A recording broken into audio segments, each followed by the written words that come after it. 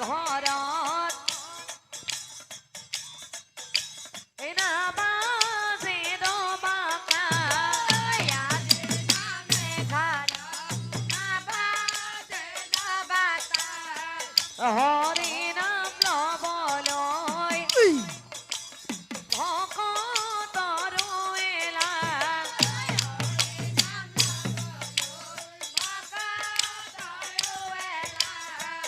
গুৰু গোসাঁই নমনা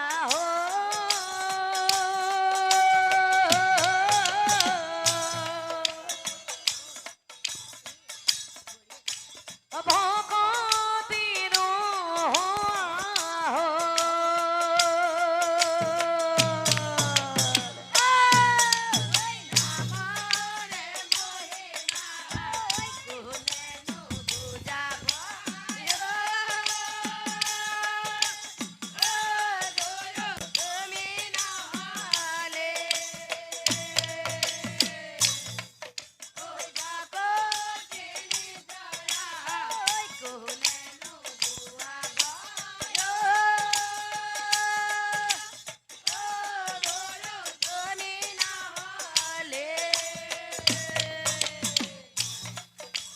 গঙ্গা স্নান করিলে পাপ মোচন হব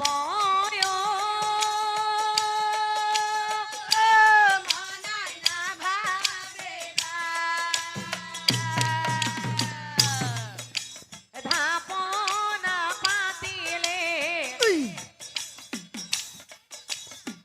ভগবান আহিব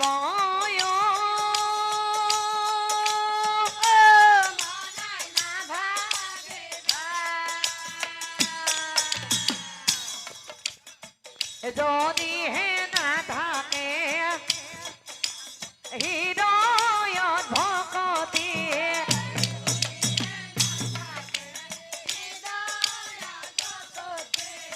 দিনে ৰাতি ৰাম ললে লাভ বকে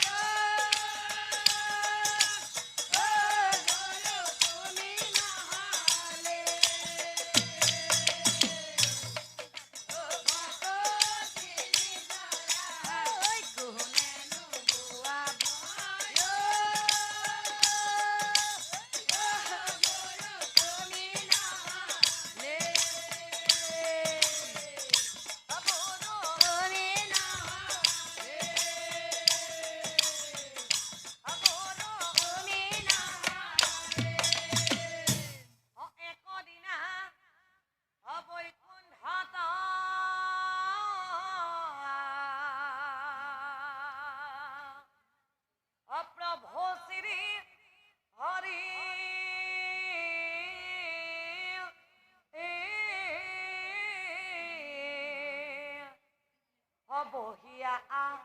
অসন্ত প্ৰভু চতুৰ্ভুজাৰ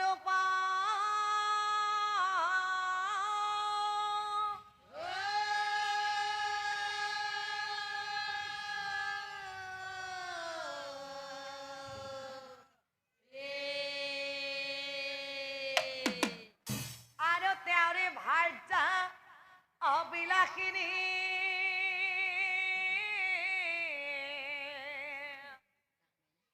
কমলাৰ হিতে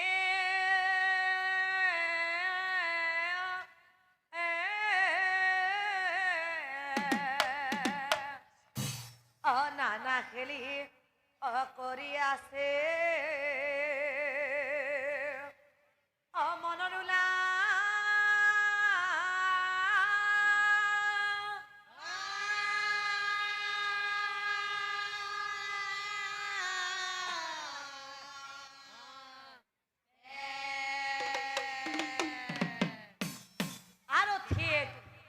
সময়ত নাৰদ মুনিক দেখাৰ লগে লগে প্ৰভুৰে ভাৰ্যা কমলাৰে বিয়ে মনে লাজ পায় আৰ প্ৰভুৰে কাখৰ পৰা উঠি গুচি গৈছিল আৰ আচৰিত হৈ নাৰদ মুনিয়ে প্ৰভু শ্ৰী কৃষ্ণ সুধিছিল প্ৰভু প্ৰভু শ্ৰী হৰি তুমি বনমালী মহাতপসীময়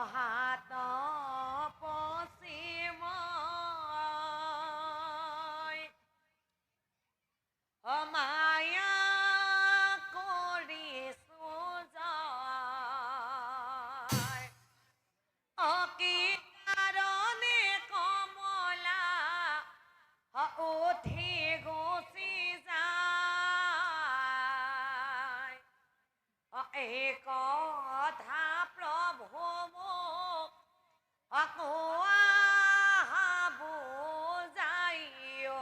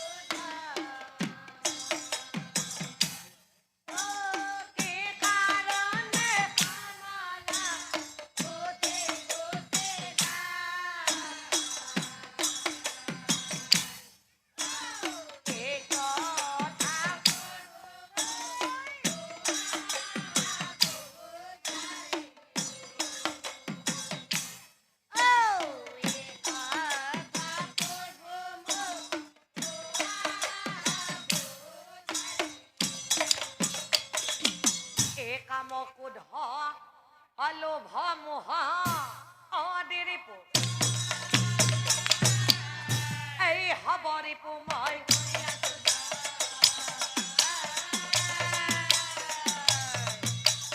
এই হবৰিপু মই অহংকাৰৰ কথা মই একো ভবা নাই মোক দেখি অকমলা অমুক দেখি অকমলা তেতিয়া প্ৰভু শ্ৰীকৃষ্ণই নাৰদ মুনিক চাই কৈছিল ও কি কৈছিল শুনা নাৰদ তোমাক দেখি কমলা কিয় তোমাক দেখি কমলা কিয় উঠি গুচি গৈছিল জানা ও কিয় অহংকাৰত নাৰী জাতিৰ আছে কিছু ৰীতি পৰপুৰুষৰ সংগে থকা নহয় এইটো নীতি পৰপুৰুষৰ সংগে থাকে যি সকল নাৰী সেই সকল নাৰী জানা হয় ভ্ৰষ্টাচাৰী আৰু শুনা নাৰদ খেতি পথাৰ নষ্ট হয় মাজে কৰে বাট আপীড়িতা নষ্ট হয় যদি কৰে হাত অকমলা দেৱী নহয় তেনেকুৱা নাৰী সেইকাৰণে তোমাক দেখি সেইকাৰণে তোমাক দেখি অকমলাৰ কথা আমি ইমানতে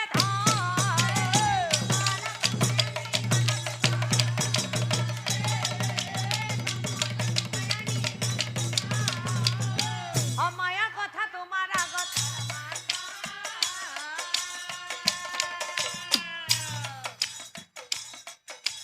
মায়া কথা তোমাৰ আগত তুমি কৈছা নাৰদ মায়াক তুমি জয় কৰিছো বুলি কিন্তু তুমি কেতিয়াও নাভাবিবা নাৰদ মায়াক কোনেও জয় কৰিব নোৱাৰে কাৰণ মই নিজে স্বয়ং ব্ৰহ্মা আৰু শংকৰ মায়াত আবদ্ধ হৈ আছে গতিকে তুমি কেনেকৈ কৰিবা মাৰাক পৰাজয় অমায়া মোহে সকলোকে অমৰীয়া অদ্ভুত মায়াক জয় কোনেও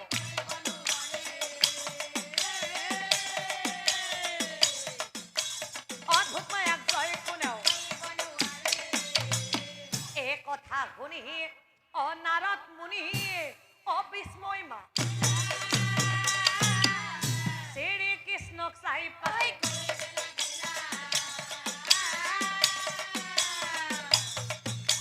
শ্রী কৃষ্ণক চাই পাছে মই কেনে না জানো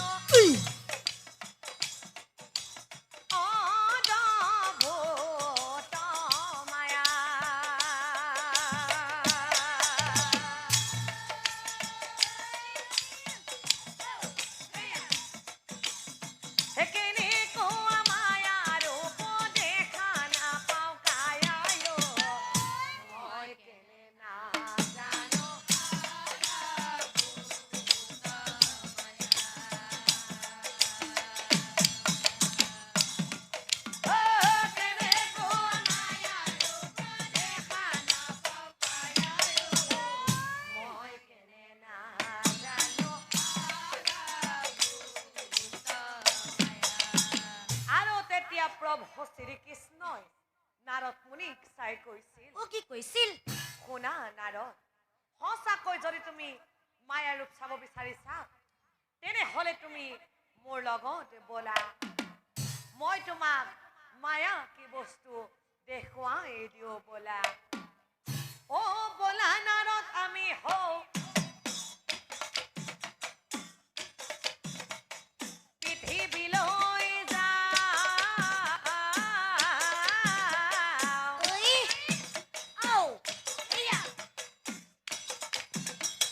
মায়া ৰূপ কেনেকুৱা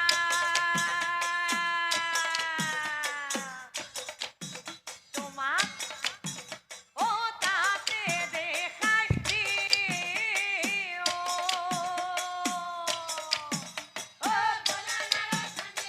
পৃথিৱীলৈ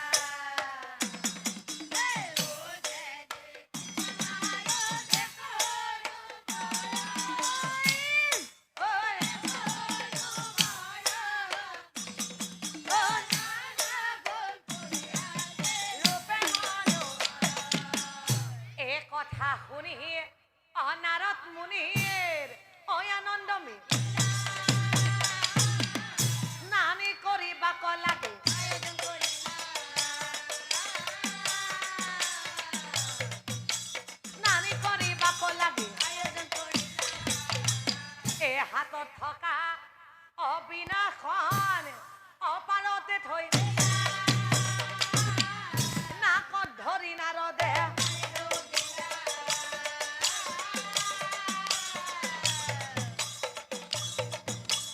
নাকত ধৰি নাৰদে অডুব মাৰি উঠি দেখে অপুৰুষ ৰূপ নাই অপুৰুষ গুচি অনাৰদ মুনি অপুৰুষ গুচি অনাৰদ মুনি কৃষ্ণৰ মায়াত অনাৰদৰ অচেতন আহে আৰু প্ৰভু শ্ৰীকৃষ্ণই অনিমিষতে নাৰদক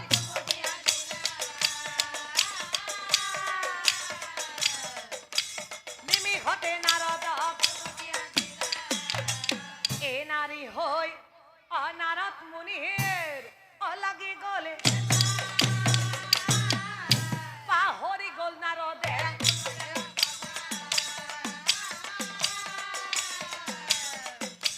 পাহৰি গ'ল নাৰদে আৰু ঠিক সেই সময়ত কাম্য কুঞ্জলতা তালত ধ্বজ সৈন্যগণৰ সংগে মৃগয়ালৈ গৈছিল দুজনীকৈ ভাৰ্যা বিবাহ কৰোৱাৰ পাছতো ৰজা তালত ধ্বজ নিসন্তান আছিল আৰু মনৰ দুখতে তালত ধ্বজ ৰজাই বনৰে মাজত মৃগ চিকাৰ কৰিছিল ৰজা যা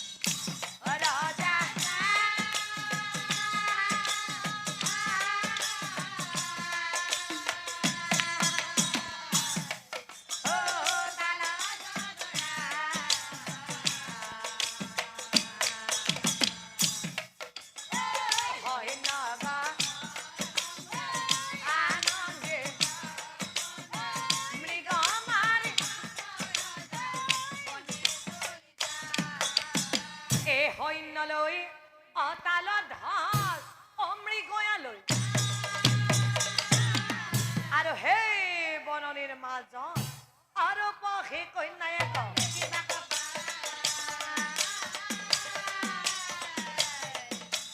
ৰূপহী কন্যায়ক হেৰা সুন্দৰী এই নিজান বননিত তুমি অকল হৰে কিয় ফুৰিছা ঘূৰি তুমি দেৱী নে মায়াবিনী